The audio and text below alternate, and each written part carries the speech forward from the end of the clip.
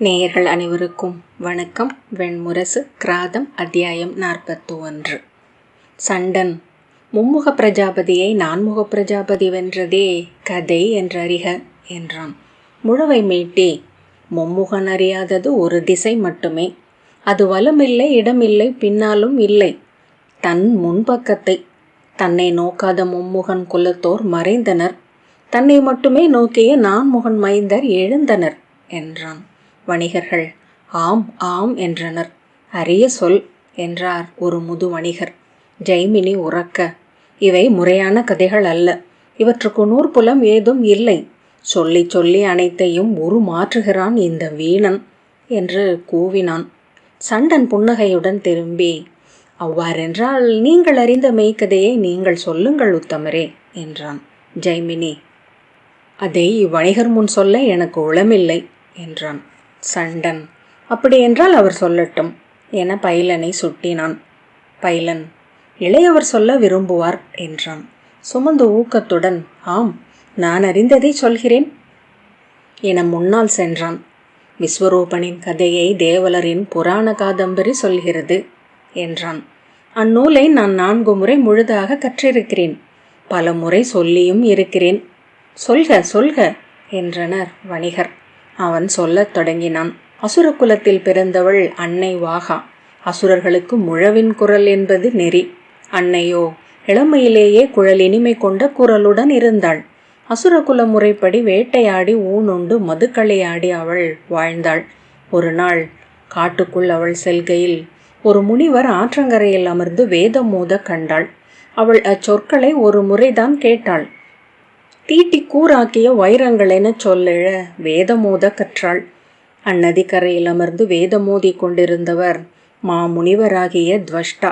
அவர் காட்டுக்குள் செல்கையில் மரங்களில் பறவைகள் சிறகோய்ந்து அமைந்திருக்க, மீன்கள் நீர்ப்படலத்திற்குள் விழிகள் என நிறைந்திருக்க, மானும் செம்மமும் இணைந்து மயங்கி நிற்க இனிய ஓசையுடன் வேதமெழ கேட்டார். அருகே சென்று நோக்கிய போது அதை ஓதுபவள் ஓர் அசுரகுலப் பெண் என்று கண்டார்.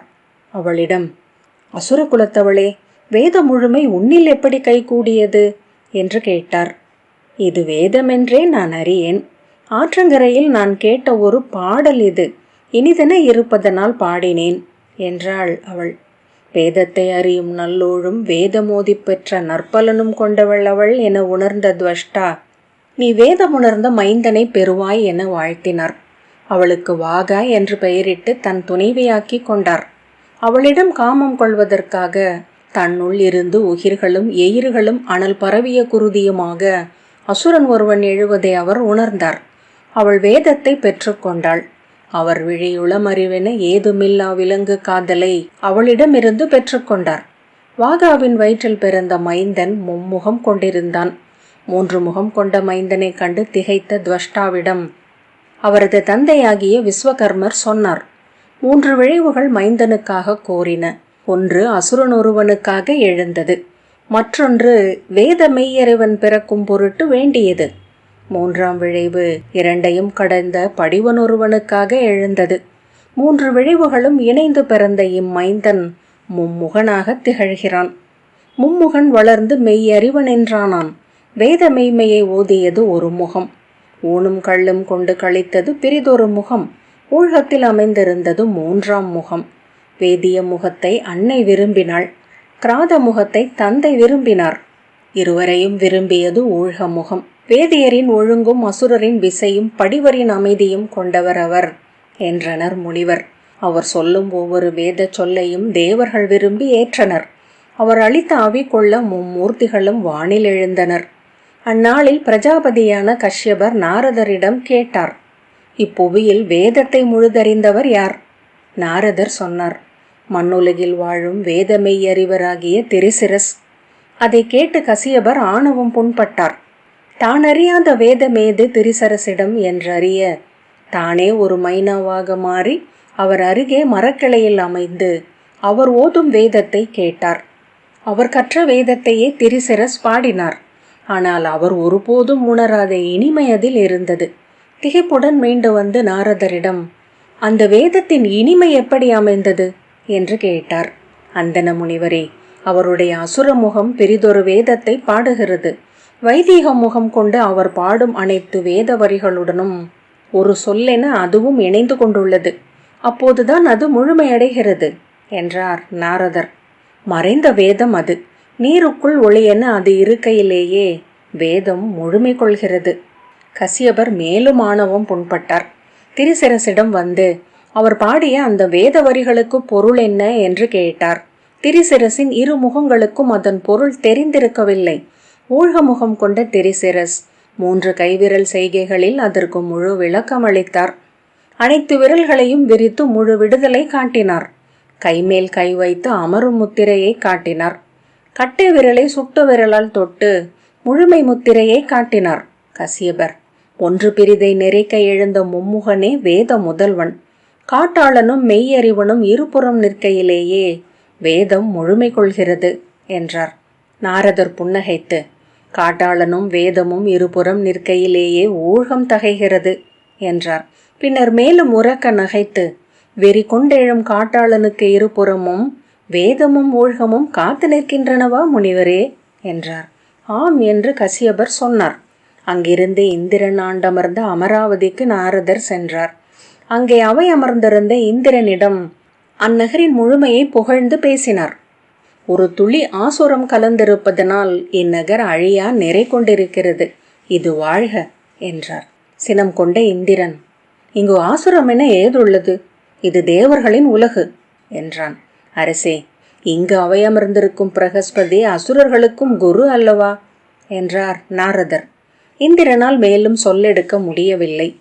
ஆனால் அவன் உள்ளம் திரிபடைந்தது. பிரகஸ்பதியை அவன் ஐயத்துடன் நோக்கலானான். ஐயம் கொண்டவன் தன் அனைத்து அறிவாலும் அந்த ஐயத்தை நிறுவிக்கொள்ளவே முயல்கிறான். ஆகவே அதை அவன் நிறுவிக்கொள்வான். ஐயம் அச்சமாகியது. அச்சம் சினத்தை கொண்டு வந்தது. ஒரு நாள் தன் அவைக்கு வந்து பிரகஸ்பதியிடம் இந்திரன், நீங்கள் உங்கள் முழுதுள்ளத்தை தேவர்களுக்கு அளிக்கவில்லை. அசுரர்களையும் உங்கள் மைந்தரென்றே எண்ணுகிறீர்கள் என்றான். நான் தேவருக்கும் அசுரருக்கும் ஆசிரியன். கற்பிப்பது என் பணி. கல்வியை விழைவுக்கு அவர்களும் நிறைவுக்கு நீங்களும் பயன்படுத்துவதனால் நீங்கள் மாறுபடுகிறீர்கள் என்றார் பிரகஸ்பதி. இந்திரன், தேவர்களுக்கு மட்டுமென நீங்கள் மெய்மையை கற்பிக்கவில்லை என்றான். மெய்மை அனைவருக்கும் உரியது என்றார் பிரகஸ்பதி. மாணவனை விரும்பாத ஆசிரியனால் அறிவை அளிக்க முடியாது என்று இந்திரன் சொன்னான். உளம் புண்பட்ட பிரகஸ்பதி, நீ என்னை ஐயப்படுகிறாயா என்றார். நீங்கள் இனி தேவர்களுக்கு மட்டும் உரியவராக இருப்பதாக சொல்லுங்கள் என்றான். அச்சொல்லை நான் சொல்ல முடியாது. நீ என் அருமையை அறிந்து மீள்வது வரை தேவர் உலகை விட்டு அகல்கிறேன் என்று சொல்லி பிரகஸ்பதி கிளம்பிச் சென்றார். இந்திராணி, அவர் நம் முதன்மை ஆசிரியர், அவரை அழையுங்கள் என்றாள். இந்திரன், அவர் செல்லட்டும், நாம் நம் மெய்மையை மட்டும் சூடி இங்கிருப்போம் என்றான். மறுநாள் வேள்விக்கு அமர்ந்த முனிவர்கள், முதன்மை வைதிகரான பிரகஸ்பதி அமராமல் வேள்வி இங்கு நிகழாது என்றனர். ஏன், நீங்கள் வேதம் முற்றறிந்தவர்கள் அல்லவா என்று இந்திரன் சினம் கொண்டு கேட்டான். ஆம், ஆனால் நாங்கள் அறிந்தது தேவர்களின் வேதம். அசுர வேதம் அறிந்தவர் அவர் மட்டுமே. அதுவும் இணையாமல் வேதம் முழுமை கொள்வதில்லை. இந்திரன் திகைத்து அமர்ந்திருக்க, சென்று அவரை அழைத்து வாருங்கள் அரசே என்றனர் முனிவர். நாரதரை அழைத்து, என்ன செய்வது முனிவரே? இங்கிருந்து மறைந்த பிரகஸ்பதியை நான் எங்கு சென்று தேடுவது என்றான் இந்திரன். மண்ணில் அவருக்கு நிகரென பிரிதொருவன் இருக்கிறான். அவன் பெயர் திரிசரஸ். வேத மெய்மை உருக்கொண்டு எழுந்த அவனை பேருருவன் என்கின்றனர் என்றார் நாரதர். நாரதரையே அனுப்பி திரிசரசை அழைத்து வரச் சொல்லி வேத வேள்வியை தொடங்கினான் இந்திரன். ஐயம் கொண்டிருந்த முனிவர் திரிசரசின் முதற் சொல்லை கேட்டதும் அவரே முதல்வர் என ஏற்றனர். வேதம் செழித்தது விண்ணகரில். ஆனால் நாள் செல்ல செல்ல அசுரர்களும் பெருகலாயினர். இந்திரனின் அரியணையை தாங்கிய துலாக்கோல் நிலை பிறழ்ந்தது. அதன் முள் அசுரர் பக்கம் சாய தொடங்கிய போது இந்திரன் அது எவ்வாறு நிகழ்ந்தது என்று முனிவர்களை அழைத்து கேட்டான்.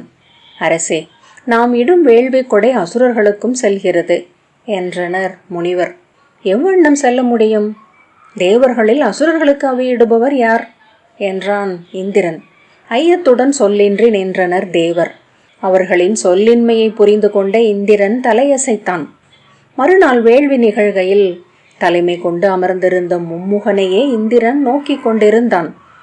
அவருடைய கிராத முகம் சொல்லும் வேத சொல்லை இதழ்களை கூர்ந்து நோக்கினான். அவர் அசுரர்களுக்கு கொடையளிப்பதை கண்டான். அனலில் நேல கொழுந்து எழுந்து நாவாகி அந்த கொடையை பெற்று கொண்டதை உணர்ந்தான். என்ன செய்வதென்று அறியாமல் திகைத்தான். அன்றே ஒரு கிளியென்றாகி பறந்து மண்ணுலகுக்கு சென்றான். கிளிகள் சொல்லும் மொழிகளை கூர்ந்தபடி அலைந்தான். ஒரு கிளி சொன்ன சொல் வேத சந்தத்துடன் இருப்பதை உணர்ந்ததும் அதை பின்தொடர்ந்தான். அக்கிளி சென்றடைந்த மரத்தின் அடியில் பிரகஸ்பதி தவம் செய்து கொண்டிருந்தார். அவர் காலடியில் விழுந்து, பிழை செய்துவிட்டேன் ஆசிரியரே. ஆசிரியர் மாணவருக்கு உரிமை கொண்டாடலாம், ஆசிரியனுக்கு மாணவன் உரிமை கொண்டாடக்கூடாதென்று இன்று அறிந்தேன். கனிவு கொள்க. பிரகஸ்பதி கனிந்தார். தன் முதன்மை மாணவனாகிய காமியகன் என்னும் சிற்பியை இந்திரனுடன் அனுப்பினார். மறுநாள் வேள்வி நிகழ்கையில் காமியகன் திரிசரசன் அருகே நின்றிருந்தான். வேள்வி அனலில் அவியிடும் போது கிராத முகம் அசுரர்களுக்கு என வேதமோதி அளித்த அவி அனல் சேரும் முன் தச்சன் அந்த தலையை துண்டித்தான். திகைத்து திரும்பி நோக்கிய வேத முகம் தான் ஓதிய சொல் மறந்து நின்றது. அந்த தலையை இந்திரன் துண்டித்தான். இரு முகமும் சரிந்தபோது ஊழ்க முகம் நிகர்நிலை அழிந்து முகம் சுளித்தது. அந்த தலையை இந்திரன் துணித்தான். இந்திரன் திரிசரசை வென்ற கதை இது என்றான் பைலன். ஜெய்மினி, மும்முகன் செய்த வேள்வி அசுரர்களுக்கு சென்றது. அந்த கரவுக்குரிய தண்டமே அவருக்கு அளிக்கப்பட்டது என்றான். அப்படியென்றால் 12 தூய நீர்நிலைகளில் ஏன் இந்திரன் நீராடி பழி களைந்தான் என்றான் சுமந்து. வேதமோதி அவிக்கரண்டியுடன் அமர்ந்த வைதீகனை கொன்ற பழி அகலும் பொருட்டே என்றான் ஜெய்மினி. அசுரனும் அந்தணனும் கலந்து ஒன்றாக கூடும் என்பதை உணர்ந்தே ஊழ்க முகம் புன்னகைத்தது என்று தேவலரின் புராண காதம்பரி சொல்கிறது என்றான் பைலன். ஆம் என்றான் சுமந்து. உறக்க நகைத்து சண்டன் சொன்னான். அசுரரில் இருந்து வேதத்தையும் வேதத்திலிருந்து அசுரத்தையும் வெட்டி விலக்குவதே தேவர்களுக்கரசனின் முதற் பணி போலும்.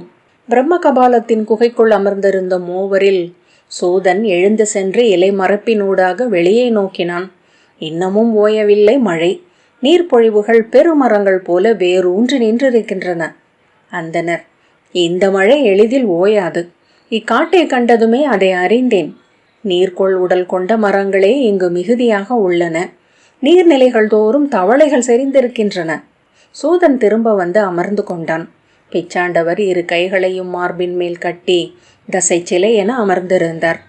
மலை சிற்றூரில் கபாலரின் சொற்களில் நீங்கள் கேட்ட விருத்திரனின் கதையை சொல்க என்றார் பிரசாந்தர்.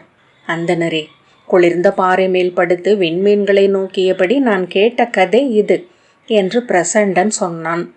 திரிசிரசின் இறப்பால் உளமுடைந்த துவஷ்டா அனைத்தையும் துறந்து பித்தனென காட்டில் அலைந்தார். சடை வளர்ந்து நிலம் தொட்டது.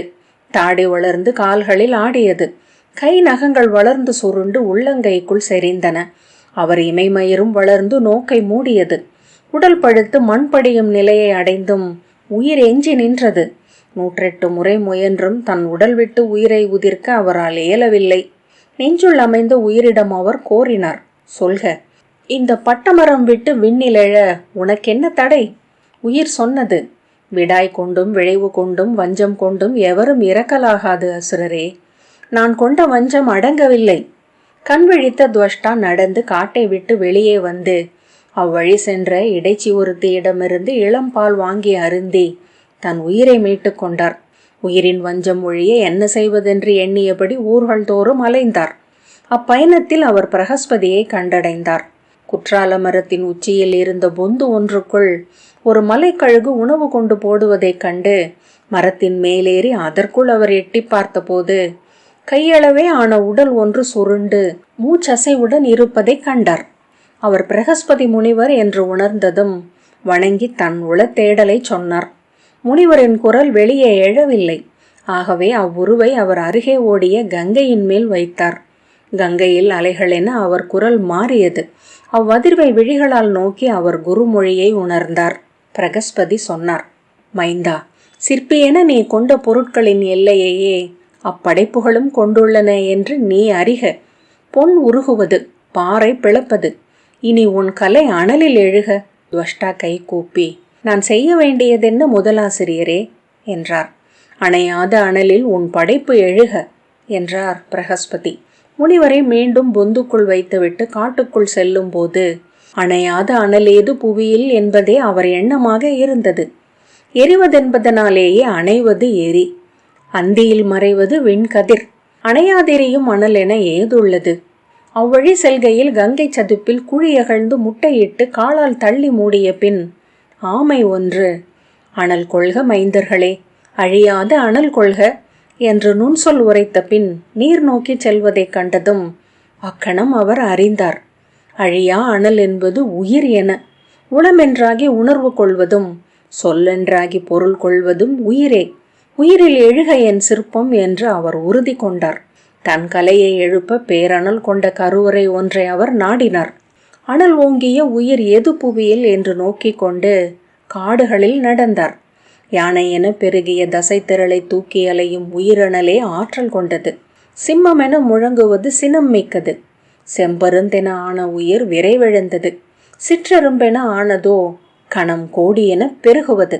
அனைத்துமான உயிர் ஒன்று இருக்க வேண்டும் புவியில். அவர் களைப்புடன் அமர்ந்த புதற்காட்டில் ஒரு யானை தன் மைந்தனிடம் சொன்னது. கவ்வி சுருட்டி செயலற்றதாக்கும் நாகங்களை பற்றி எச்சரிக்கை கொள்க மைந்தா. அக்கணமே சிம்மம் ஒன்று தன் குருளையிடம் சீரும் பாம்பின் நஞ்சுக்கு நிகரான எதிரி உனக்கில்லை குழந்தை என்றதை கேட்டார். செம்பருந்து ஒன்று தன் குஞ்சிடம் நீளும் நாவின் விரைவுக்கு நம் விழி செல்ல முடியாது என்று கொள்க என்றது. அன்னை எறும்பு புற்றுக்குள் அமர்ந்து சொன்னது. பெருகுவதில் நமக்கு நிகர் அது ஒன்றே, எனவே நம் புற்றுகளை காத்து கொள்க. துவஷ்டா நாகங்களின் முதல் தந்தையான தட்சனின் மகள் தனுவை மணந்தார். அவளுக்குள் எரிந்த நெருப்பில் உருகி கரைந்தது அவரது சித்தம். அவள் கருவறையில் எழுந்த மைந்தன் சிம்ம பிடரியும் சிறகும் நாகங்களின் உடலும் யானையின் தந்தங்களும் கொண்டிருந்தான். வளர்ந்து கொண்டே இருப்பவன் என்னும் பொருளில் அவர் அவனை விருத்திரன் என்று அழைத்தார். அவன் உயிர் கொண்டு கிழித்தான், தந்தங்களால் சரித்தான், பறந்தெழுந்தான், நெளிந்து இருள் ஆழத்தில் மூழ்கினான். அவனை வெல்லும் எவ்வுயிரும் மண்ணில் இருக்கவில்லை. விருத்திரனுக்கு அனைத்து அறிவுகளையும் தந்தை அளித்தார். அனைத்து போர்க்கலைகளையும் தாய் அளித்தாள். இளைஞனான விருத்திரன் தன்னந்தனியாக நடந்து சென்று மேற்கே வெந்து சிவந்த செம்புலன்களுக்கு அருகே 3 பேராறுகள் பொற்களை சுமந்து வந்த கடல் காணும் முகப்பில் 7 கடல்கள் சூழ்ந்த தீவு நிலம் ஒன்றை அடைந்தான். அங்கிருந்த பெரும் சிதல் புற்றின் மேல் அமர்ந்து நாகமொழியில் சீறி சிதல்களை அழைத்தான். அவனை அணுகி வணங்கி நின்ற சிதல் குலங்களின் 108 தலைவர்களிடம் தனக்கு ஒரு வெல்ல முடியா பெருங்கோட்டையை அமைக்கும்படி ஆணையிட்டான். 1000 புற்றுகளை எழுப்பி அவை உருவாக்கியதே முதல் கோட்டை. அதற்குள் மேலும் மேலும் கோட்டைகளை எழுப்பிக் கொண்டே இருந்தன அவை. அந்நகர் புற்றிகபுரி என்று அழைக்கப்பட்டது. அதன் புற்றுகள் தோறும் 12,000 நச்சு நாகங்கள் காவல் காத்தன. அவற்றின் இமையா விழிகள் 10 திசைகளிலும் நோக்கி இருந்தன. புற்றிகபுரியில் 9 கோட்டைகள் முதலில் எழுந்தன. அவை 99 பெரும் கோட்டைகளாயின. கோட்டைக்குள் கோட்டை என அவை விரிந்தபடியே சென்றன. ஒவ்வொரு நாளும் எழுந்த ஒரு புது கோட்டையை கண்டனர் அந்நகர் வாழ்ந்த அசுரர். அந்நகரின் புகழ் வளரவே அசுரகுடிகள் 4 திசைகளிலிருந்தும் அங்கு சென்று குடியேறின. புற்றிகபுரி வளர்ந்து அங்கே செல்வம் பெருகியது. வணிகர்களும் பாடகர்களும் புலவர்களும் அந்நகர் நோக்கி வரலாயினர். கருவூலம் செழித்ததும் விருத்திரன் வேள்விகளை தொடங்கினான். 108 அசுர வேள்விகளை முடித்து மண்ணில் உள்ள அத்தனை அரசர்களையும் திரை கட்டும்படி சொன்னான். 8 திசை தேவர்களையும் வென்றான். பின்னர் வெண் புகுந்து அமராவதியின் அரியணையில் அமரும் பொருட்டு இந்திர விஜயம் என்னும் பெருவேள்வி ஒன்றை தொடங்கினான். அவ்வேள்வி 1008 நாட்களாக இரவும் பகலும் ஒழியாத அவிப்பெருக்குடன் அணையாத அனலுடன் நிகழ்ந்தது. அமராவதியில் இந்திரன் அமைதி இழக்கலானான். முதலில் அவன் கனவில் வெண்ணிற இறகு ஒன்று காற்றில் மிதப்பது தெரிந்தது. அது என்ன என்று நூல்களிலும் அறிஞரிலும் உசாவினான். அவர்களால் விடையளிக்கும் முடியவில்லை. பின்னர் அவன் ஆழ்ந்த அமைதியில் அமர்ந்திருக்கையில் செவிக்குள் ஒரு நரம்பு துடிப்பென மெல்லிய அதிர் ஒன்று கேட்டது. பின்னர் அவ்வொலி வலுக்கலாயிற்று. குறுமுழவு ஒன்றின் தொலை ஒலி. அவன் கனவில் ஒரு வெண்ணிற புகைக்கீற்றை கண்டான். குறுமுழ ஒலி பெருமுழவின் அதிர்வாகியது. அவன் கனவில் வெண்முகில் ஒன்று அணுகுவதை கண்டான். ஒரு நாள் காலையில் அவன் போர் முரசின் முழக்கம் அது என்று நன்கு அறிந்தான். அன்று கனவில் வெண்களிற்றில் ஏறி வரும் விருத்திரனின் தோற்றத்தை கண்டான். அமைச்சரை அழைத்து நிகழ்வதென்ன என்று நோக்கினான். விருத்திரன் இந்திர உலகுக்கு படை கொண்டு எழவிருக்கிறான் என்றனர். அசுரர் அவனுடன் இணைந்து பெருகி இருக்கின்றனர். வேள்வி பயனுடன் அவர்கள் போருக்கெழுந்தால் அவனுடன் எதிர் நின்று களமாட நமக்கு ஆற்றல் இல்லை என்றனர் தேவர். அவன் வேள்வி முடியலாகாது, அதன்பின் இந்திர அரியணை உங்களை ஏற்காது என்றனர் அமைச்சர். பெரும் படையுடன் இந்திரன் புற்றிகபுரி மேல் போருக்கு சென்றான். விண்ணில் அவன் முகில் படை திரண்டது. மின் கதிர்கள் சுழன்று சுழன்று அரைந்தன. இடியோசை கேட்டு நாகங்கள் வெருண்டு சீறிய ஒலி புற்றிகபுரியில் புயல் போல ஒலித்தது. விண் கிழிந்து கங்கை பெருக்குகள் விழுந்தது போல நகர் மேல் மழை பொழிந்தது. இடியும் மின்னலுமாக இந்திரனின் படைக்கலங்கள் நகரின் நண்ண முடியாத பெருங்கோட்டைகளை தாக்கின. 108 முறை இந்திரன் புற்றிகபுரியை தாக்கினான். நகரின் புற்றுக்கோட்டைகள் மின்படை கலம் கொண்டு பிளந்து இற்று கரைந்து வழிந்தோடின. ஆனால் அவை மயிர்கற்றைகள் போல சிலிர்த்து எழுந்து கொண்டும் இருந்தன. போர் முடிந்து கை சலிக்கையில் கோட்டைகள் முந்தைய உயரத்தை விட மேலாக மீண்டும் எழுந்து நிற்பதை இந்திரன் கண்டான். நெஞ்சு ஓய்ந்து அவன் அமராவதிக்கு வந்து அமர்ந்தான். அது உயிருள்ள கோட்டை அரசே, அதை வெல்லவே முடியாது என்றனர் தேவர். உயிரின் அனல், அதை அணைக்க முடியாது, அழியும் தோறும் பெருகுவது அது என்றனர் அமைச்சர். சோர்ந்து அமர்ந்திருந்த இந்திரனின் காதுகளில் போர் முரசின் ஓசை பெருகி கொண்டிருந்தது. பின்னர் தேவியின் சொல் கூட கேட்காத முழக்கமாக அது ஆயிற்று. இரு கைகளாலும் காதுகளை பொத்தி உடல் சுருட்டி நடுங்கியபடி அமர்ந்திருந்தான். அவனை சூழ்ந்திருந்த நீர்த்துளிகள் நடுங்கி உதிரத் தொடங்கின. பின்னர் அவன் மாளிகை கூரைகள் இற்று சரிந்தன. அங்கே ஒளி கொண்டு தொங்கிய விண்மீன்கள் விழுந்து சிதறின. பின்னர் அவன் 4 திசைகளையும் மூடும் பேரொலியுடன் 7 கடல் போல அசுரர் வருவதை கண்டான். அமராவதியின் கோட்டைகள் இற்று சரிந்தன. தெருக்களில் வெற்றி கூச்சலுடன் அசுரர் படைகள் நிறைந்து கரை முட்டி பெருகின. இனி இங்கிருக்கலாகாது அரசே, விரைக என்றனர் அமைச்சர்.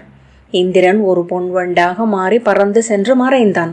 அவன் அமைச்சரும் துணைவரும் பொற்தாளங்களில் வெண்ணிற ஒளி கொண்ட பாரிஜாத மலர்களுடன் சென்று கரிய யானை மேல் ஏறி அமராவதிக்குள் நுழைந்த விருத்திரனை எதிர்கொண்டு வரவேற்றனர்.